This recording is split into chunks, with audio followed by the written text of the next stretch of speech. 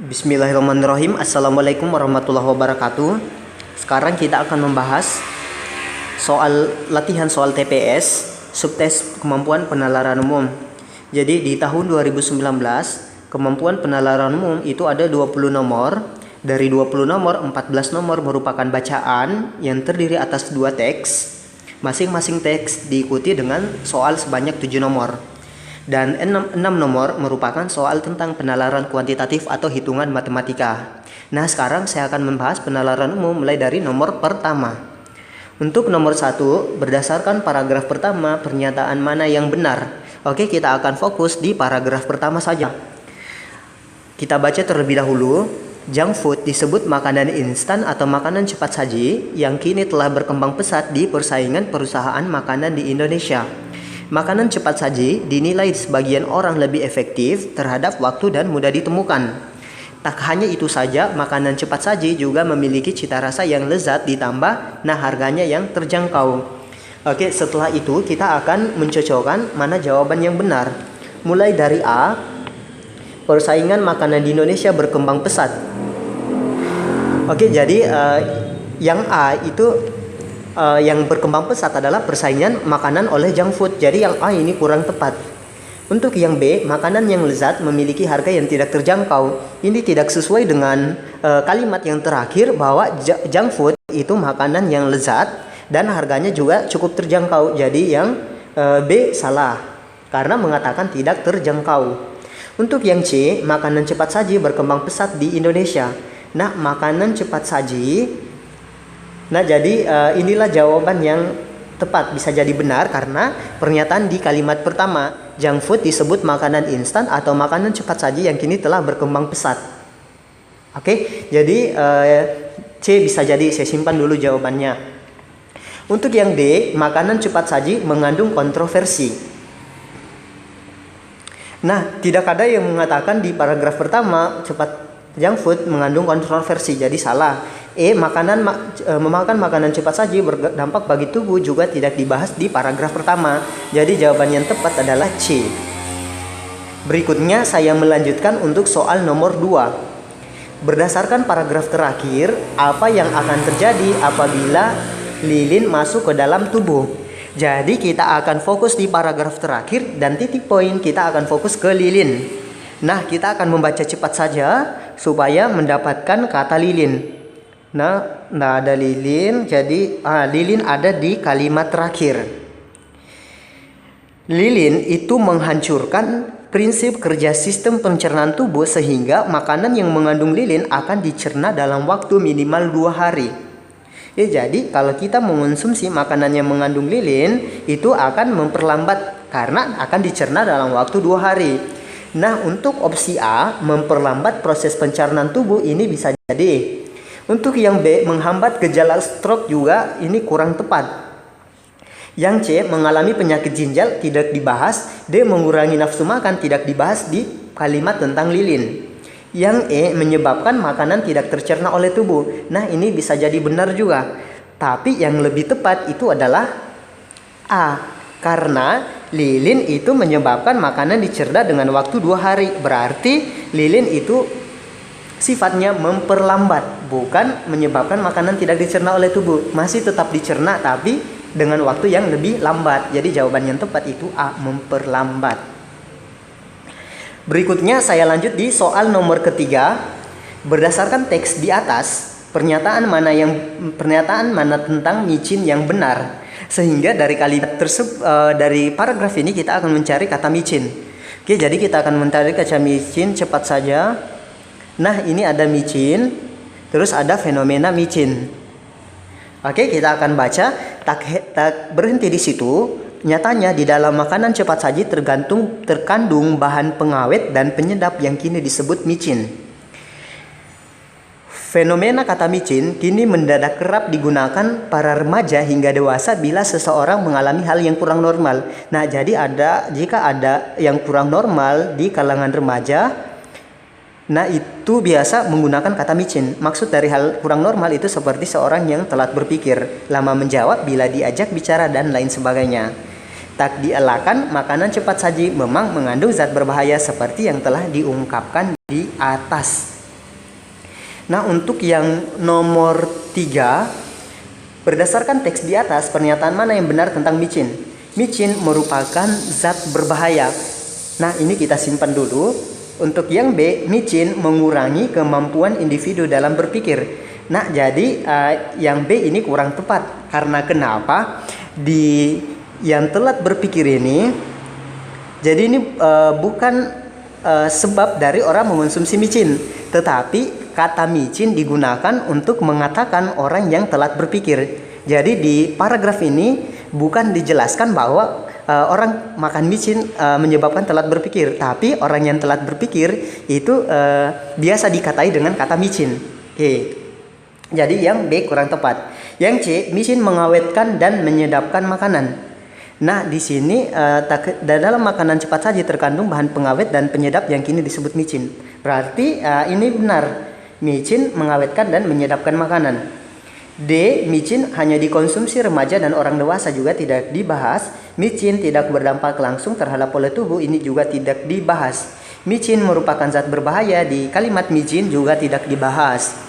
Jadi pernyataan bahwa tak dielakkan makanan cepat saji memang mengandung zat berbahaya yang telah diungkapkan di atas. Nah, itu maksudnya di awal paragraf kedua. Jadi tidak ada hubungannya dengan micin. Jadi bukan kalimat yang berhubungan dengan micin. Jadi yang tepat itu adalah C. Oke, sekarang kita lanjut di soal nomor 4.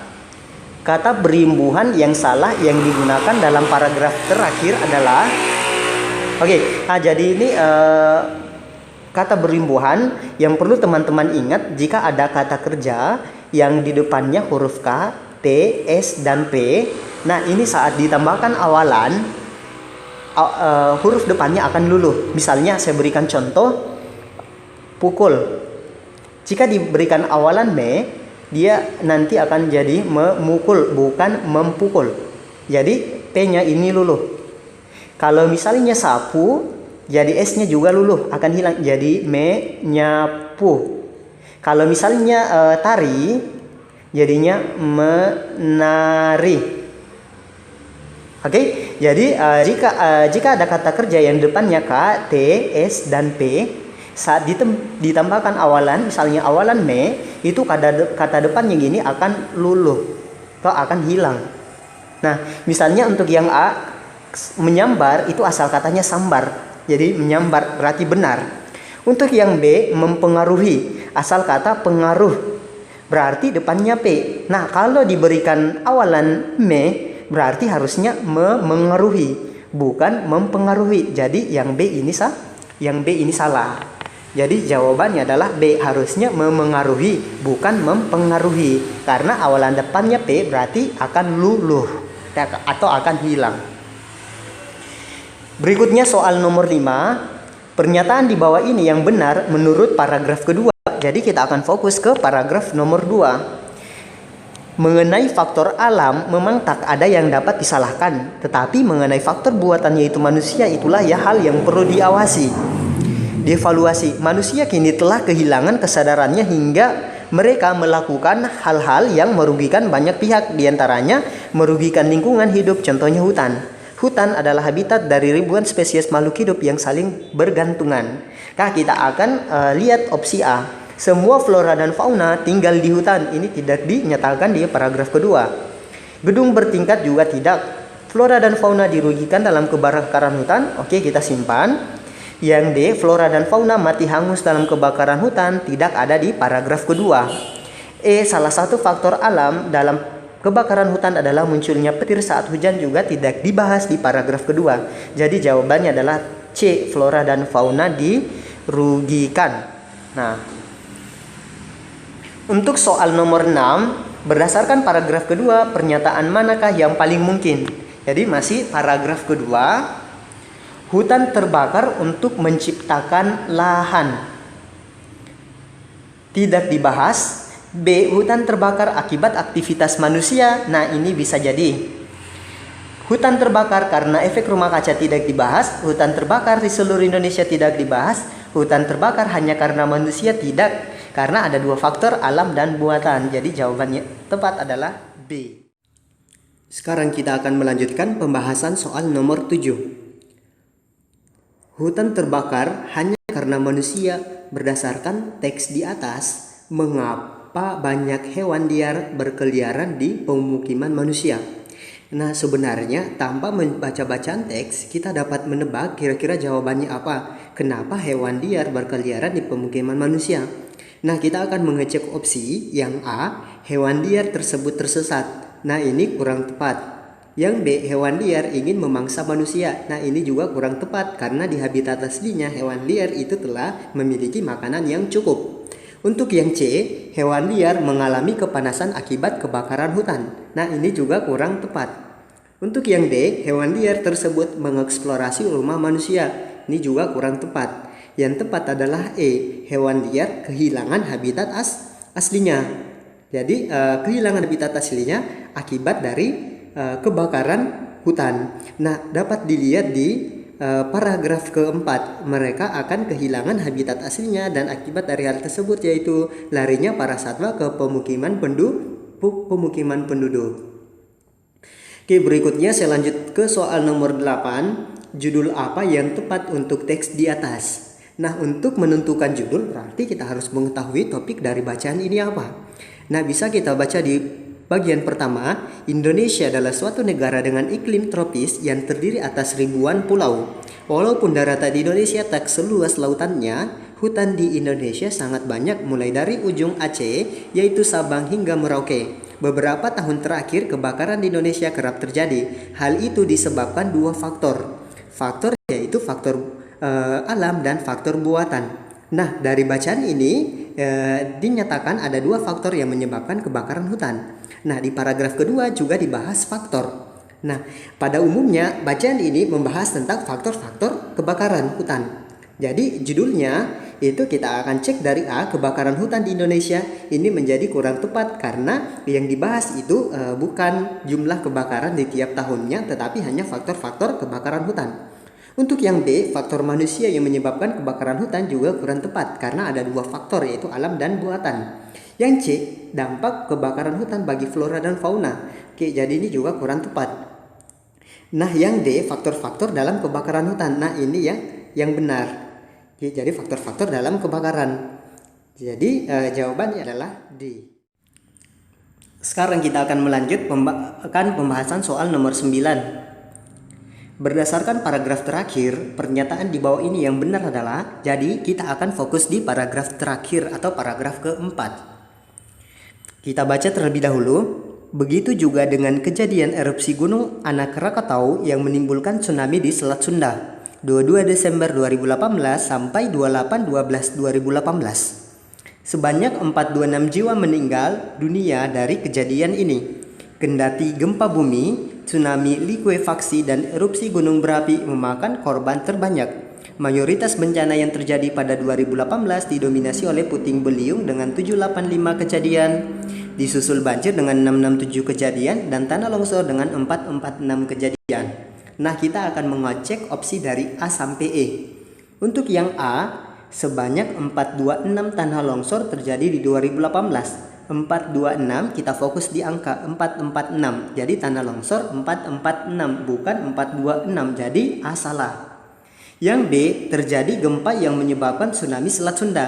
Nah, di tsunami Selat Sunda itu disebabkan oleh erupsi Gunung Anak Rakatau, bukan disebabkan oleh gempa. Jadi ini salah. Yang C, puting beliung merupakan bencana paling sering terjadi pada 2017.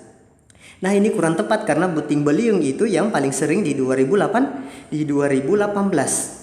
Ya, jadi ini salah. Untuk yang D, meletusnya Anak Rakatau menyebabkan bencana lainnya. Anak Rakatau meletus menyebabkan tsunami atau bencana lain. Nah, ini bisa jadi benar. Yang E, bencana yang memakan korban terbanyak merupakan bencana yang sering terjadi. Nah, pernyataan E ini salah. Karena yang memakan bencana yang terbanyak itu bukan yang memakan korban paling banyak. Jadi jawabannya itu adalah D. Untuk soal nomor 10, berdasarkan teks di atas, alasan apa yang paling memungkinkan terjadinya lebih banyak korban pada tahun 2018?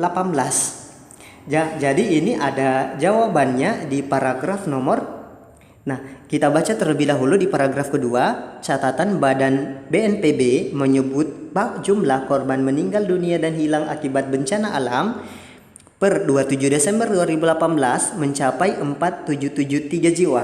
Sementara pada tahun sebelumnya 378 jiwa. Padahal jumlah kejadian bencana pada 2018 lebih sedikit dibanding tahun sebelumnya, yakni 2552 kejadian. Ada satu kejadian bencana yang tidak terjadi pada 2017 tetapi muncul pada 2018 dengan kekuatan yang sangat dahsyat, yaitu gempa bumi disertai tsunami. Nah, jadi berdasarkan teks, alasan apa yang paling memungkinkan terjadinya lebih banyak korban karena adanya kejadian bencana yang tidak terjadi di 2017 tapi terjadi di 2018. Kita cek yang A, terjadi lebih banyak bencana pada 2018. Nah, ini salah karena 2018 itu lebih banyak korban dan lebih sedikit bencana. Untuk yang B, terjadi bencana pada skala besar 2018. Nah, ini juga ini adalah jawaban yang tepat karena terjadi bencana yaitu pada 2018 yang sangat dahsyat, yaitu bencana di Palu dan Donggala. Untuk C, jumlah populasi yang lebih banyak kepada tahun 2018 salah. D, kurangnya antisipasi dari masyarakat salah. E, kurang memadainya pelayanan masyarakat juga salah. Jadi jawabannya adalah B. Sekarang saya lanjut di soal nomor 11. Berdasarkan grafik di atas, selisih jumlah terjadinya bencana terbanyak antara tahun 2017 dan 2018 terdapat pada bencana. Nah, jadi warna merah itu 2018, warna hijau itu 2017. Kita akan mencari selisih terbanyak. Untuk puting beliung ini selisihnya. Untuk banjir dan untuk tanah longsor, yang ini untuk kebakaran hutan dan lahan. Nah, yang paling banyak selisihnya itu antara tanah longsor. Nah, tanah longsor kan 2018 warna merah dan 2017 itu warna hijau, berarti selisihnya ini untuk tanah longsor. Nah, untuk kebakaran hutan dan lahan itu selisihnya ini warna hijau, ini warna merah. Oke, selisihnya. Nah, selisih yang terpanjang itu adalah yang tanah longsor. Berarti yang paling tinggi selisihnya itu adalah tanah longsor. Untuk yang 12, berdasarkan teks di atas, bencana apa yang paling banyak memakan korban jiwa pada tahun 2018 dan 2017? Nah, tadi telah dikatakan di paragraf terakhir, itu kendati gempa bumi, tsunami, likuifaksi, dan erupsi gunung berapi memakan korban terbanyak. Berarti antara gempa bumi jadi banjir salah, longsor salah, tsunami masuk, letusan gunung berapi masuk, erupsi, dan puting beliung tidak masuk. Jadi antara tsunami dan letusan gunung berapi. Nah, tapi yang lebih tepat itu adalah tsunami karena didukung oleh bacaan ini pada sekitar 2002 orang dilaporkan meninggal pada tahun 2018 di Palu dan Donggala. Jadi sekian pembahasan dari penalaran umum. Saya tutup dengan ucapan wabillahi taufiq wal hidayah. Assalamualaikum warahmatullahi wabarakatuh.